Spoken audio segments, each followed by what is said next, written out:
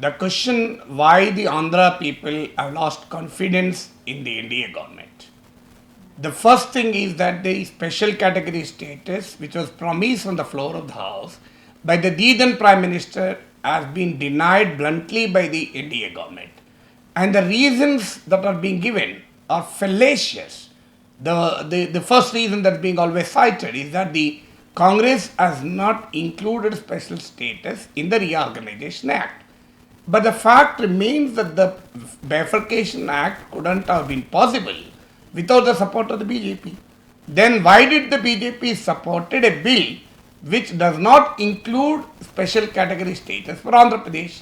Did BJP, did Venkaiah Naidu or Arun Jaitley or someone else or Sushma Swaraj suggested any amendment to the Reorganization Act?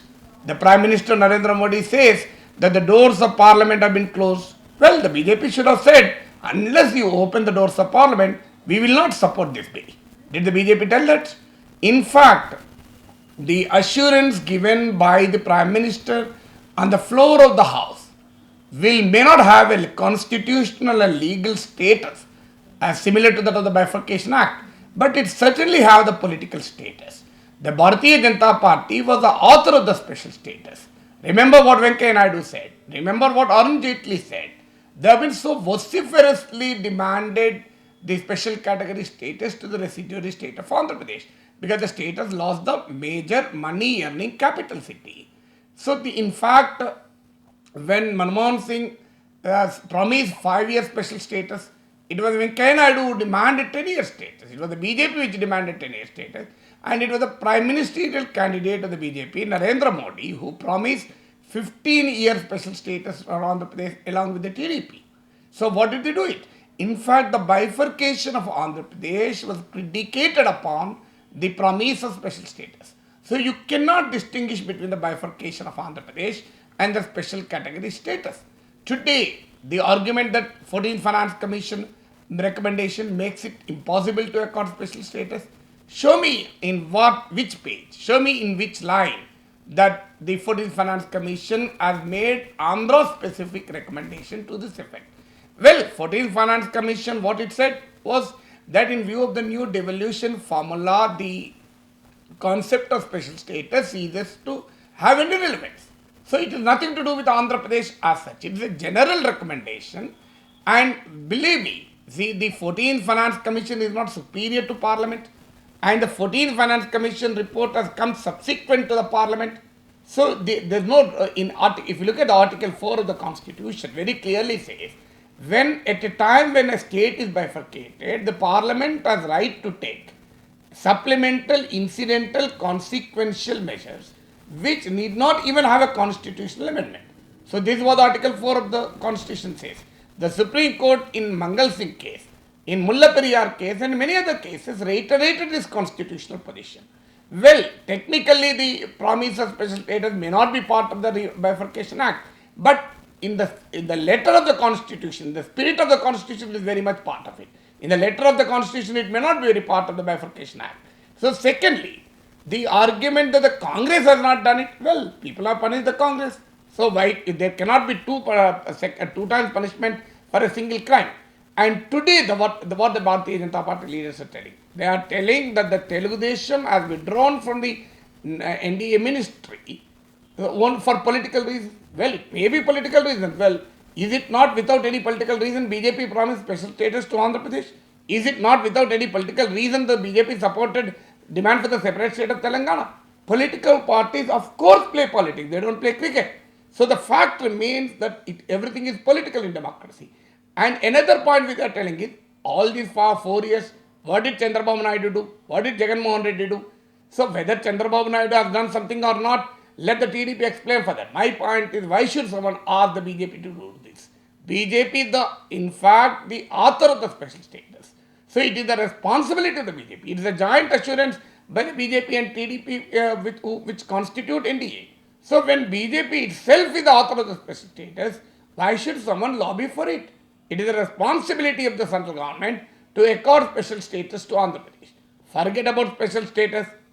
They have said special package in lieu of the special status. not only the special status is denied, in fact, the special package has not been wholeheartedly implemented. The provisions of the Bifurcation Act have not been implemented. Look at things. First point is industrial incentive. The State Reorganization Act clearly says that the residuary state of Andhra Pradesh will get the industrial incentives. The special category status also talks about industrial incentives. Now the BJP says they have been giving and they are committed to giving everything in the special category status except naming it as special status. Then have you given the industrial incentives to Andhra Pradesh, which a special category state entitled to? The industrial incentives given to Andhra Pradesh are those which are given to 160 backward districts, nothing special, nothing unique to Andhra Pradesh. Secondly, you have given metro project to Bengaluru because there are elections in Karnataka. But why are you not supporting financially the metro projects in Vijayawada and Visakhapatnam? In fact, the state government has submitted the proposals much before the new metro policy has come. Now the center is asking the state to file an application on the new metro policy. Why? New metro policy says center will not give any fiscal assistance. So Andhra Pradesh has applied to the metro for the central government much before this new privatized metro policy has come. And thirdly, can't the central government give a railway zone to the state of Andhra Pradesh? These are the provision of the Bifurcation Act. So now, because the BJP has a political stakes in Odisha, they are now denying the railway zone to the Visakhapatnam. So the railway zone to Visakhapatnam is viable because once you make Visakhapatnam a railway zone, Guntakal and Vijayawada will come under the Visakhapatnam railway zone. The Bharatiya Janata Party MP represents the Visakhapatnam. It is rather preposterous for the Union Minister Piyush Goyal to say that the Congress party, when it drafted the Bifurcation Act, never said that a railway zone will be given to the state. What has been said in the Act is only they would make a feasibility study. What nonsense are you talking? So this feasibility study worked so well, the Congress government has not done it. But why did the BJP support that Act? You should have asked for an amendment to clearly state, no, we don't want any feasibility study. We want clear assurance that the railway zone should be given. So why are you taking the Congress rule as a benchmark? What prevents you from revising it? You have amended the Reorganization Act to take the Polavaram affected mandal from Telangana to Andhra Pradesh. You should have even done this. So instead of blaming the Congress, what is your commitment to the railway zone to the Visakhapatnam? Secondly, the Bifurcation Act promised a steel plant for the backward Kadapa district. There are Bayaram iron ore mines in Telangana. You are not given the steel plant to Telangana. In Andhra Pradesh, there are iron ore mines in Oblapuram. So of course, the iron ore available there is a low grade. So to make the steel plant viable, the state government promised to give this raw material free of cost. Everybody knows that in a steel plant, more than 50% of the cost of production is the raw material. When the state government has agreed to provide the raw material free of cost, what prevents the central government from giving it? Number 3, the Bifurcation Act calls for the Dugarajapatnam port. Now you are telling that there is a ISRO space satellite launch center nearby. You are telling Pulicat Lake. Well, Pulicat Lake and ISRO center have not come after 2014. They were there when the act was drafted. Well, even in case the Dugarajapatnam port is not possible, why don't you suggest an alternate plan? So then the fourth one is the Bifurcation Act calls for the petroleum and cracker unit. Today, the central government is not giving it. The GAIL and HPCL consortium are asking for a 1200 crore viability gap funding every year for a period of 15 years. Why should state government pay this viability gap funding? When it is an act of the parliament, it is the responsibility of the central government to give the viability funding. But you are asking the state government to pay that. It's a Polavaram. Well, Polavaram is a national project. The government of India has to take care of it. Today, because of the delayed release of funds, the Andhra Pradesh government is incurring an interest burden of 300 crores additionally. So what the demand of the state government is to set up a revolving fund so that the bills can be adjusted. Can't you not set up a revolving fund with 1,000 crores for completing a national project? For the construction of Amaravati. What have you given? You have given a paltry amount, and even the underground drainage works of Vijayawada and Guntur are included under the capital grant. So they are independent of whether the capital has come in Amaravati or not. Vijayawada and Guntur were the cities even before, and they require an underground drainage project. You have set up education institutions like IIT, IIMs. But today the money given till now ranges from 2 to 13%. How many years will it take to complete these prestigious educational projects?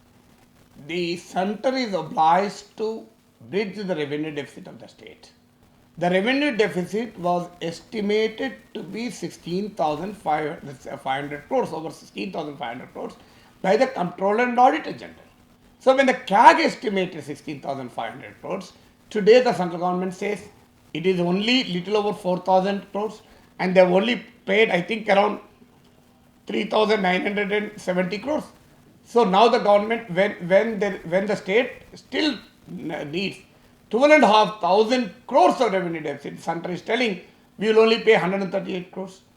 Can there be any justification in reducing the revenue deficit estimates to such an extent? Can any state accept this kind of an injustice? For the development of backward regions, it is clearly specified in the Bifurcation Act that the center will support infrastructural development in the 7 backward districts in Rayalaseema and North Andhra. You will be surprised to know, but at the rate of 50 crores per year, 3 years this support has been extended. What does it mean? You just paid 1,050 crores. Is it possible to create infrastructure in the backward districts with a meager 150 crores? What do you mean by infrastructure? Infrastructure means highways, roadways, power, gas pipelines. It includes a whole lot of things. So can you create infrastructure development in the backward district with a paltry sum of 150 crores for the district? Is this the amount then? Then the special category status very clearly says that any state which is categorized to that extent will get 90% central funding in the centrally sponsored schemes. And this facility has been extended to Andhra Pradesh in the name of special package. So it is estimated that the total money due to Andhra Pradesh till now will be 16,447 crores. Half of the period has been completed. That means at least little over 8,000 crores the government of Andhra Pradesh should get. But the center has given only 400 crores in this. So with 400 crores, how can you complete any kind of project?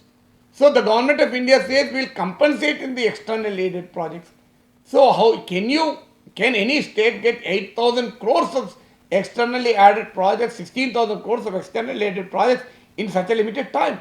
So in lieu of that, what the state government is asking is adjust it with other kinds of loans which Andhra Pradesh has taken. So when over 8,000 crores of such funds have to be released, center has given only 400 crores. So on every aspect, I will tell you more than 10 aspects today, nearly a dozen aspects on which the central government has simply ditched Andhra Pradesh. So it's a promise, it's a legal right, it's a political right, it's a political decision of the Modi government to deny this kind of a justice to Andhra Pradesh. Obviously, this is the reason why people of Andhra Pradesh, the political parties of Andhra Pradesh have lost confidence in this, in the Modi government. So now the government, now the BJP representatives are telling, well, we have backward states like Jharkhand, Chhattisgarh. So how can we give it to only one state? How can you compare Andhra Pradesh with Jharkhand and Chhattisgarh? When the Reorganization Act was enacted, when the special category status was demanded and promised, when the special package is given in lieu of special status, of course, I am sure BJP knows that Jharkhand and Chhattisgarh existed even then. Jharkhand and Chhattisgarh did not come after 2014. The point here is, we are not telling that states like Jharkhand or Chhattisgarh are not backward.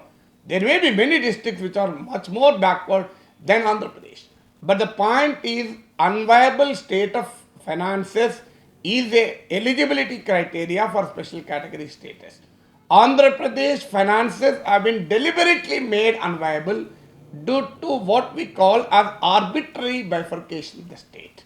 So when an act of parliament has made the state finances unviable, it is the parliament through an assurance said, we will compensate through special status.